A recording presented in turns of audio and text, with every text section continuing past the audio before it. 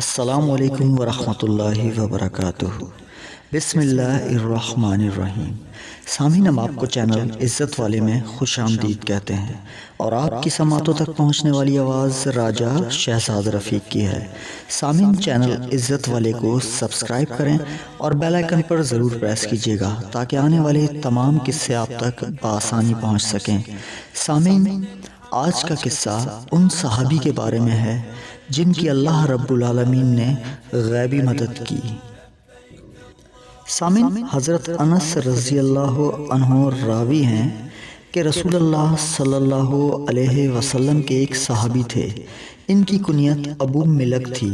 وہ تجارت کرتے تھے، اپنا سامان خریدتے، اس کے علاوہ لوگوں کا مال لے کر مختلف علاقوں میں جاتے۔ نہایت عبادت گزار اور پرہیزگار بھی تھے۔ ایک مرتبہ سامان تجارت لے کر کسی شہر جا رہے تھے کہ راستے میں انہیں ایک ڈاکو نے روک لیا اور کہنے لگا، جو کچھ تمہارے پاس ہے اس کو رکھ دو کیونکہ میں تمہیں قتل کروں گا۔ ابو ملک نے کہا، ٹھیک ہے، تم ڈاکو ہو، تمہیں میرے مال و متاع سے غرض ہے، مجھے قتل کر کے تمہیں کیا ملے گا؟ تم میرا سامان لے لو اور مجھے جانے دو۔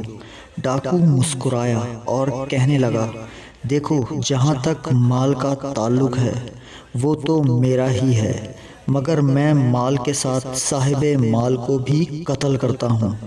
ابو ملک نے اس کو بہت سمجھایا اور قائل کرنے کی کوشش کی، مگر وہ ڈاکو ماننے کو تیار ہی نہیں تھا۔ آخر کار ابو ملک اس سے کہنے لگے، ٹھیک ہے، اگر تم مجھے قتل ہی کرنا چاہتے ہو تو مجھے 4 رکعت نماز پڑھنے کی اجازت دے دو۔ ڈاکو کہنے لگا، جتنی مرضی نماز پڑھو، مجھے کوئی اعتراض نہیں۔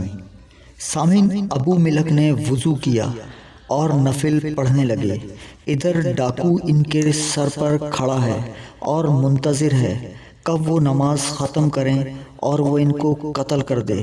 آخری سجدے میں انہوں نے اللہ کے حضور خصوصی دعا فرمائی، اے بہت زیادہ محبت کرنے والے، اے بزرگ ترین عرش کے مالک، اے جو چاہے کرنے والے، میں تیری اس عزت کے وسیلے سے سوال کرتا ہوں جس تک کسی کی رسائی نہیں ہو سکتی، اور تیری اس سلطنت کا واسطہ دے کر تجھ سے سوال کرتا ہوں جہاں ظلم و زیادتی نہیں ہوتی، اور تیرے اس نور کا واسطہ دے کر تجھ سے سوال کرتا ہوں جس نے تیرے عرش کے ارد گرد کو بھر رکھا ہے، کہ تو اس ڈاکو کے شر سے میری حفاظت فرما۔ اے فریاد رس، میری فریاد رسی فرما۔ اے پکار سننے والے، میری پکار سن۔ اے مظلوموں کا جواب دینے والے، مجھے اس ظالم سے بچا۔ سامعین، 3 مرتبہ ابو ملک رضی اللہ عنہ نے اس دعا کو دہرایا اور ادھر اللہ کی رحمت جوش میں آ گئی۔ ایک گھڑ سوار اپنے بھالے کو سنبھالتا ہوا سیدھا اس ڈاکو کی طرف بڑھا اور آنن فانن اس کو چیر پھاڑ کر رکھ دیا۔ پھر ابو ملک اس شہ سوار کی طرف بڑھے اور اس سے پوچھا، میرے ماں باپ آپ پر قربان، آپ کون ہیں؟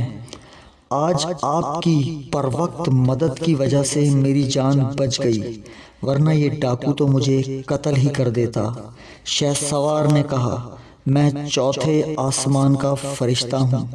جب تم نے پہلی مرتبہ دعا مانگی تو میں نے آسمان کے دروازوں پر کھٹکھٹانے کی آواز سنی۔ جب تم نے دوسری مرتبہ دعا مانگی تو میں نے آسمان والوں کی ایک زوردار آواز سنی۔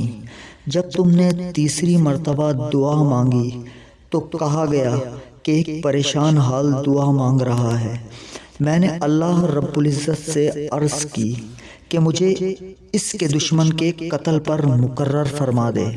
حضرت انس رضی اللہ عنہ فرماتے ہیں کہ اگر کوئی شخص وضو کرے، 4 رکعت نماز پڑھے اور مذکورہ دعا پڑھے تو اس کی دعا قبول کی جاتی ہے، خواہ وہ پریشان حال ہو یا نہ ہو، واللہ عالم۔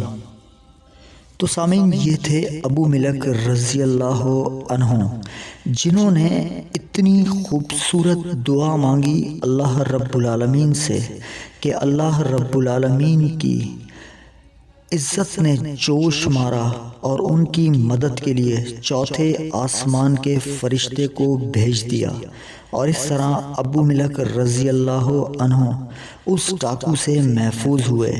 تو سامعین، ہمیں چاہیے کہ ہم بھی اپنی زندگی میں اللہ رب العالمین کو اس طرح پکاریں کہ جس طرح اللہ رب العالمین کو پکارنے کا حکم ہے اور پکارنے کا حق ہے۔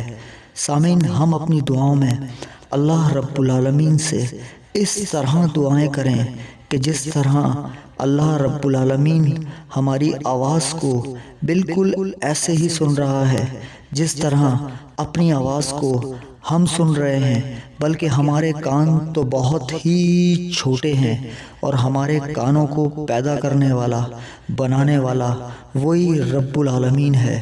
سامعین، اس کی سماعت، اس کی سننے کی سماعت سامعین ہماری سوچ سے بھی بڑھ کر ہے۔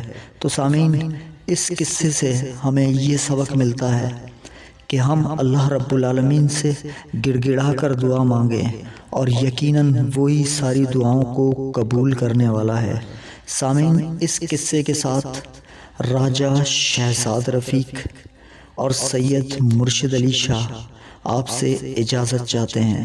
سامعین، جہاں رہیں خوش رہیں، خوشیاں بکھیرتے رہیں، اپنے والدین، اپنے رشتہ دار اور اپنے ارد گرد کے لوگوں کا خیال رکھیں۔